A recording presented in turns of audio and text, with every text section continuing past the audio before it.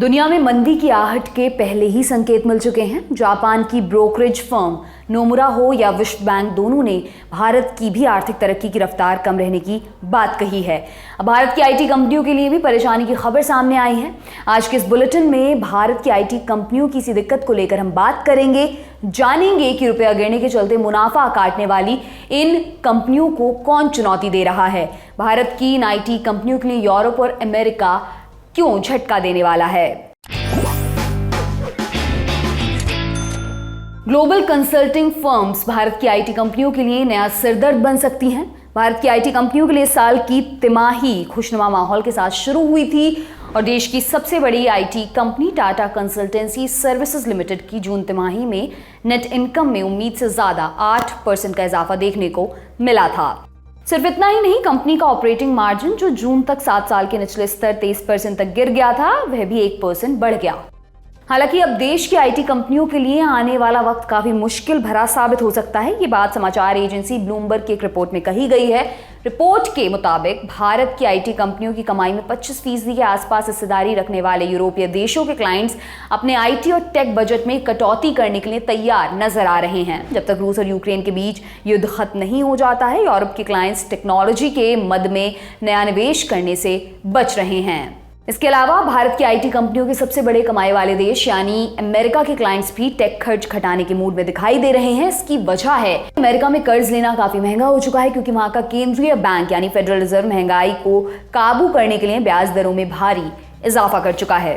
इसी वजह से कुछ अमेरिकी क्लाइंट्स कॉस्ट कटिंग करने के लिए अपना आईटी का बजट घटा सकते हैं, क्योंकि इन्हें मंदी का डर सता रहा है। आपको बता दें कि भारतीय आईटी कंपनियां सॉफ्टवेयर एक्सपोर्ट के जरिए $100 अरब से ज्यादा रेवेन्यू जुटाती हैं। ये कंपनियां 20 लाख लोगों को रोजगार भी मुहैया कराती हैं। इस बारे में हमने फाइनेंशियल एक्सपर्ट शरद कोहली से बात की, आइए उन्हें सुनते हैं। कि जो टेक कंपनीज थी, जो कंसल्टिंग कंपनीज थी, उन्होंने टेक्नोलॉजी सर्विसेज देनी शुरू कर दी, उन्होंने ही क्लाउड सर्विसेज देनी भी शुरू कर दी और उसमें से कुछ ने तो आउटसोर्सिंग सर्विसेज भी देनी शुरू कर दी।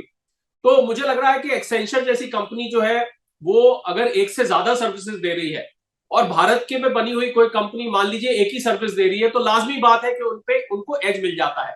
अब जब ये थोड़ा सा मंदी की आहट सुनाई देने लगी है दुनिया भर में, तो आईटी की सर्विसेज बहुत प्रभावित हुई हैं। उसकी वजह से ले ऑफ्स हो रहे हैं, बहुत सारे एम्प्लॉइज को पिंक स्लिप दे दी गई है कि अब आप जाइए, हमें जरूरत नहीं है। ऐसा माना जा रहा है कि 20% एम्प्लॉइज कट हो सकता है कुल मिला के इन कंपनीज में। हालांकि इसमें एक और थ्योरी भी है। दूसरी थ्योरी ये कहती है कि जब मंदी आएगी तो कंपनीज को अपनी कॉस्ट कट करनी पड़ेगी, क्योंकि उनकी प्रॉफिट या बॉटम लाइन पे प्रेशर आएगा। तो ऐसे कॉस्ट कट करने में अगर आप आउटसोर्सिंग सर्विसेज करते हैं, मतलब आप भारत जैसे देश में जहां पर आपको सस्ती दरों पर एचआर सर्विसेज मिल जाती है, मैन पावर सस्ती है, अगर आप यहां आउटसोर्स करते हैं तो आपकी कॉस्ट बचती है। एक थ्योरी ये भी कहती है कि उनका काम बढ़ेगा।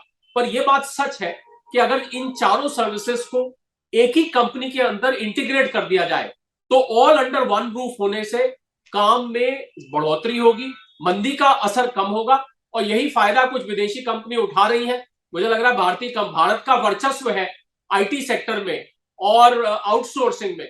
मुझे लग रहा है भारत की कंपनीज को अपना वर्चस्व बनाए रखने के लिए इन सर्विसेज को इंटीग्रेट करके और अपना विस्तार करना चाहिए। भारत की आईटी कंपनियों को दिक्कत कहां आ रही है, इस बात को भी समझ लेते हैं। दरअसल नए जमाने के आईटी प्लेटफॉर्म को लागू करने में भारत की आईटी कंपनियां मसलन एक्सेंचर, पीएलसी और डेलॉयट कंसल्टिंग से पिछड़ती दिख रही हैं। 2015 में एक्सेंचर ने क्लाउड शेरपा कंपनी का अधिग्रहण किया था। उस समय इस कंपनी में महज 1100 कर्मचारी काम करते थे, जिसमें से 500 लोग कंपनी की सेल्स बढ़ाने में मदद के लिए बतौर कंसल्टेंट जुड़े हुए थे। लेकिन महज 7 साल के भीतर एक्सेंचर ने अपने क्लाउड बिजनेस से $2600 करोड़ बिजनेस खड़ा कर दिया है और सालाना 48% की दर से आगे बढ़ रहा है। लेकिन भारतीय आईटी कंपनियों की क्लाउड बिजनेस के काम में दखल तो बढ़ रही है, लेकिन एचआर मैनेजमेंट सिस्टम जैसी नई टेक्नोलॉजीज के मामले में वे ढीली पड़ती दिखाई दे रही हैं। टेक बिजनेस अब कई ग्लोबल कंसल्टिंग फर्म्स के कारोबार का एक बड़ा हिस्सा है। इसी के चलते ये ग्लोबल कंसल्टिंग फर्म्स इस तरह काफी तेजी से फोकस बढ़ा रही हैं। मैकेंजी एंड कंपनी, जिसने हाल के वर्षों में 20 से ज्यादा टेक कंपनियों का अधिग्रहण किया है, मैकेंजी ने जैकी राइट को पिछले महीने पहली बार चीफ टेक्नोलॉजी एवं प्लेटफॉर्म अधिकारी के रूप में नियुक्त किया है। जैकी राइट इससे पहले माइक्रोसॉफ्ट के मुख्य डिजिटल अधिकारी थे। इसी तरह से डिलॉयट भी नए कर्मचारियों की ताबड़तोड़ भर्ती कर रही है। उनकी नई टेक्नोलॉजीज की ट्रेनिंग पर खूब पैसा भी खर्च कर रही है। उदाहरण के तौर पर हम भारत में टाटा कंसल्टेंसी का अगर एग्जाम्पल लेते हैं, जो कि भारत की सबसे बड़ी आईटी कंपनी है इस टाइम, और पूरे अमेरिका और यूरोप में इस कंपनी का दबदबा है आईटी सर्विसेज में। तो जैसे जैसे मंदी आएगी तो मंदी आने से डिमांड गिरेगी, डिमांड गिरने से जो कंपनीज टीसीएस की सर्विसेज लेती है, मैं एक उदाहरण के तौर पे केस स्टडी के तौर पे ले रहा हूं, तो लाजमी बात है उनको उतने सॉफ्टवेयर डेवलपमेंट की या उनको आईटी प्रोडक्ट्स उतने डेवलप कराने की जरूरत नहीं पड़ेगी, क्योंकि उनकी डिमांड गिर जाएगी, उनके टॉप लाइंस और बॉटम लाइन जिसको हम रेवेन्यू और प्रॉफिट कहते हैं वो प्रेशर में आएंगे, तो इनका काम भी घटेगा। इनका काम घटने से इनके यहाँ जो लोग काम करते हैं ये बहुत ही मैन पावर ड्रिवन वर्क है, आपको ह्यूमन इंटेलेक्ट लगता है सॉफ्टवेयर बनाने में, बहुत हाईली स्किल्ड वर्क है, तो लाजमी बात है कि उनकी नौकरियां भी गिरेंगी। तो इनका सीधा सीधा नुकसान इनके रेवेन्यू पर होगा, इनकी जो रिक्रूटमेंट प्रोसेस है उन पर होगा, कुल मिला के जो सैलरीज मिलती हैं उस पर भी फर्क पड़ेगा। जो इन लोगों का टेक होम है, आज हम सुनते हैं आईटी में करोड़पति टैक्स पेयर्स आपको सबसे ज्यादा मिलेंगे, उसमें भी कमी आएगी। देश का टैक्स कलेक्शन भी इसकी वजह से कम होगा। तो कुल मिला के अर्थव्यवस्था पे, क्योंकि आईटी में भारत का बहुत वर्चस्व है, उस पर असर होगा। इसीलिए इंटीग्रेशन जो है मैजिक वर्ड है कि आप क्लाउड सर्विसेज, आउटसोर्सिंग, कंसल्टिंग को भी इसमें जोड़ के, और अगर ये भी अगर बुरा सलाह नहीं होगी, अगर कुछ कंपनीज आपस में मर्ज होके अलग अलग फील्ड्स की अगर एक हो जाए, तो जो क्लाइंट्स होंगे उनको एक ही जगह पे सारी सर्विसेज मिलेंगी, जिससे हम विदेशी कंपटीशन को ज्यादा बेहतर तरीके से फेस कर पाए। तो ये था आज का खर्चा पानी। इसे आपके लिए लिखा था हमारे साथी प्रदीप यादव ने। आप देखते रहिएगा लल्लन टॉप। शुक्रिया।